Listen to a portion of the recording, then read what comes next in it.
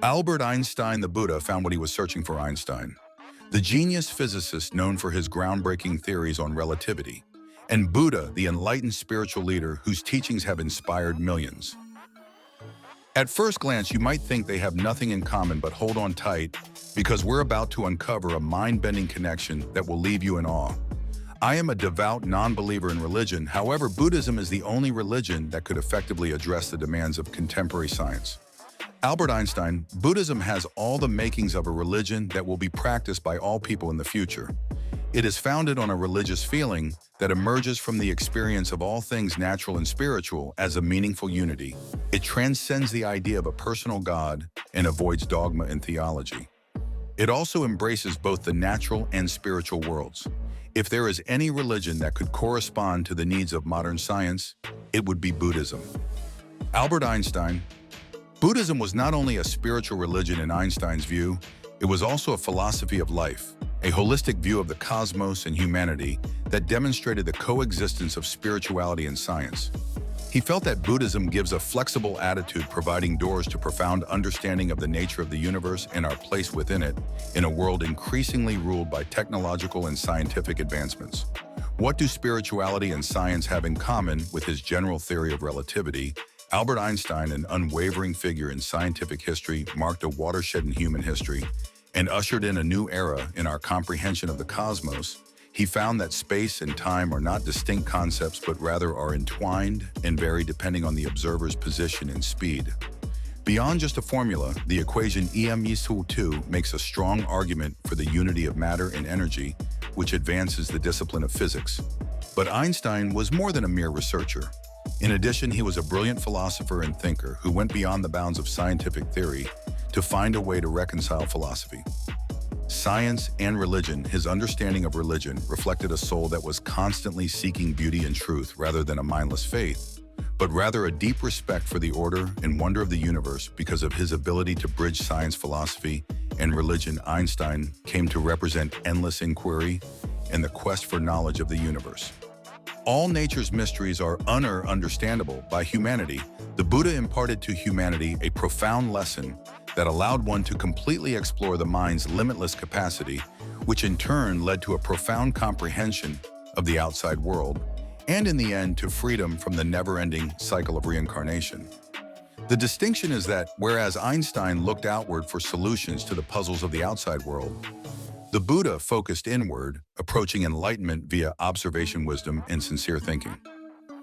While Einstein and the Buddha both approached their work with a scientific mindset, the Buddha was adamant that information ought to be accepted without question. He pushed for open-minded verification based on IC and first-hand experience. Accepting only that which has been demonstrated to be true, the Buddha attained the profound wisdom he sought. Via this way, Einstein highlighted the value of morality and honesty in people, but he thought that fear or the prospect of punishment from God or any other force should not be the foundation of morality. He declared human ethics do not require a theological basis. Rather, they should be grounded in compassion, knowledge, and social obligations. It is depressing to think that the only things holding people back are hope for rewards after death and fear of punishment. Humanity is a wretched species if the main reason for its goodness is its fear of punishment and desire for rewards. Albert Einstein, Religion and Science. New York Times Magazine, November 9, 1930. Although Einstein rejected the idea of a personal God, he was unable to explain the universe's orderly and elegant creation. He said as much, "I have never disputed that I do not believe in a personal God. I have only made this apparent. If there is anything religious about me, it is an unbridled appreciation for the world's structure, as far as science will allow it to disclose itself, rather than a God who cares about the decisions and deeds of people I believe in. Spinoza's God who makes himself known in the harmonious order of things." Albert Einstein, 1954. God is nothing but nature. What is the God of Spinoza, as mentioned by Einstein? The Dutch philosopher Spinoza claimed that God is nothing more than nature, matter, energy, atoms, molecules, life, thought, individuals, societies, galaxies, and maybe even numerous universes are all present in Spinoza's universe. But nothing, not even spiritual phenomena or other phenomena beyond our current comprehension, exists outside of nature. They are a chapter of nature if they exist. Buddhism holds that the cosmos is governed by 5 natural rules, or the 5 nas, which are what cause everything to occur. Action or karma is merely one of those components. Numerous shifting forces have led to the current state of affairs. Everything exists in the manner that it does for a reason. I have repeatedly said that, in my opinion, the idea of a personal God is a childlike one, but I do not share the professional atheist's fervor for battling theism, whose enthusiasm mainly stems from the painful liberation process. From the religious indoctrinations of youth, Einstein wrote this statement, makes it very evident that even though he rejected God, he was not an atheist. My preference is for a humble attitude that acknowledges the limitations of our cognitive comprehension of the natural world and ourselves. The middle way, the Buddha was opposed to the conventional Hindu belief of God, creating the world eternalism, as well as materialism among those who do not believe in God. He was the first philosopher to reject the notion that the soul is an unchangeable entity. Einstein appears to have supported both of these ideas. Einstein displayed humility in his prior statement, acknowledging the limitations of his expertise in unraveling the world's mysteries. Let us consider Einstein's words, "A human being is a chapter of the whole, called by us universe a chapter." Limited in time and space, he perceives himself, his ideas and feelings, as distinct from the rest, a type of optical hallucination of consciousness.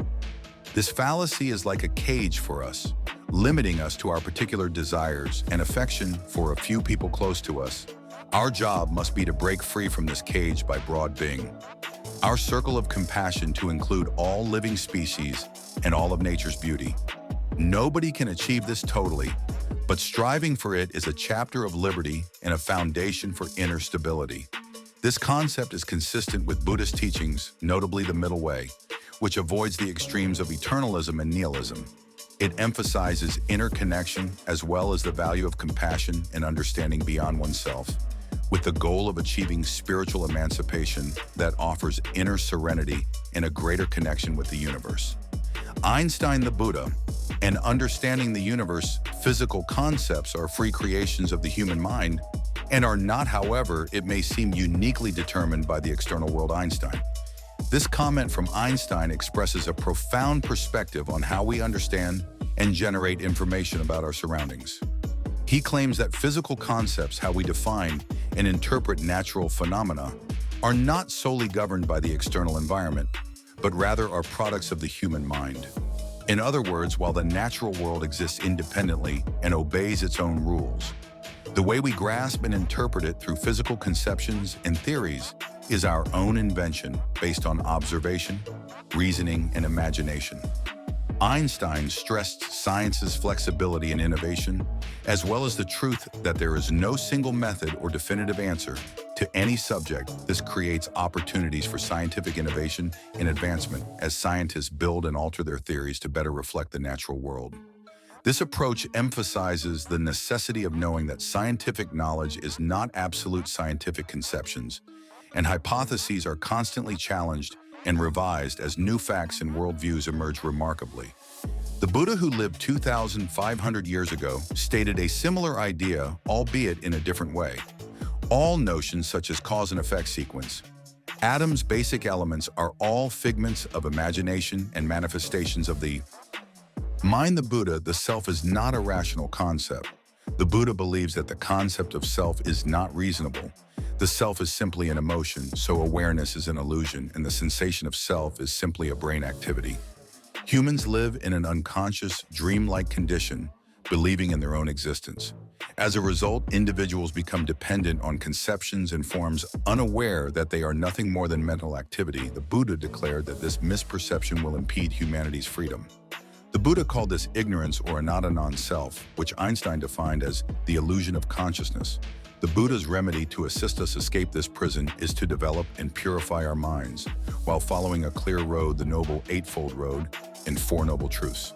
The Buddha's path also includes showing unbiased compassion to all beings. According to the Buddha, attachment desire causes suffering, while also preventing escape from this prison. According to Einstein, this prison limits our love to our closest relationships. He stated that compassion must embrace all living beings in order to escape this prison. Einstein's effort to explore the mysteries of the world can be seen through this statement. The most beautiful and profound experience is the sensation of the mystical. It is the swear of all true science. He, to whom this emotion is a stranger, who can no longer wonder and stand wrapped in awe, is as good as dead.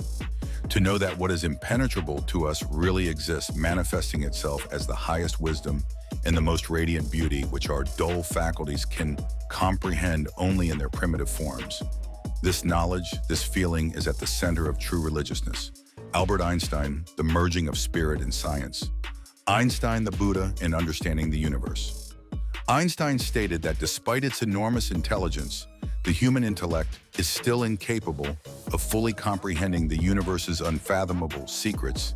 He never stopped admiring the beauty and order with which nature operates.